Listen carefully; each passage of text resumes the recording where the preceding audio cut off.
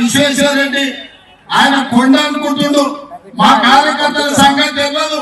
మేము అండగా ఉంటే కొండైనా బండైనా మా కార్యకర్తలు కొత్తలు కొట్టారు.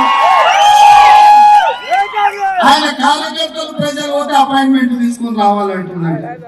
అపాయింట్మెంట్ ఏమన్నా నీ దగ్గర వ్యాపారం చేయడానికి వచ్చిందా, లేకపోతే నీ దవాఖానలో ఏమన్నా దుడ్లు తక్కువ చేయమని వచ్చిందా?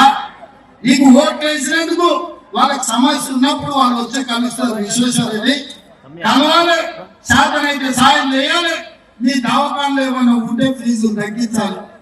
ప్రజా జీవితానికి విశ్వేశ్వర రెడ్డి గారు ఉపయోగం లేదు. నీ దగ్గర ఎట్లాగూ 1000 కోట్లు ఉన్నాయి. నీ మోడీ నాడి ఉత్తరప్రదేశ్ లో, బీహార్ లలో, రాజస్థాన్ లో రాజ్యసభ తెచ్చుకో విశ్వేశ్వర రెడ్డి. ఇక్కడ నీకు ప్రజలు ఓట్లు వేయరు. 5 ఏళ్ళు నిన్ను గెలిపిస్తే 5 పైసలు కూడా ఈ సేవలకు తీసుకురాలి. ఎప్పుడు కూడా అందుబాటు ఉంటుంది. నా ఇంటికి గేట్ ఉండదు.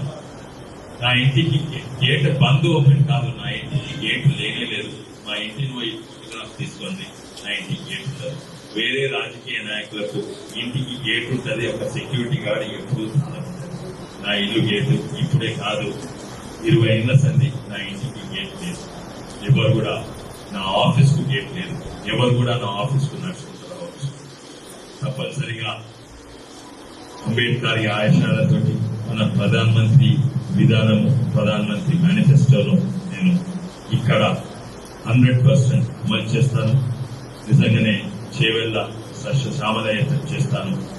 రాష్ట్ర ప్రభుత్వం ఎక్కడన్నా అడ్డుకుంటే వాళ్ళ మీద ఒత్తిడి పెడతాను. భారత్ మాతాకి జై.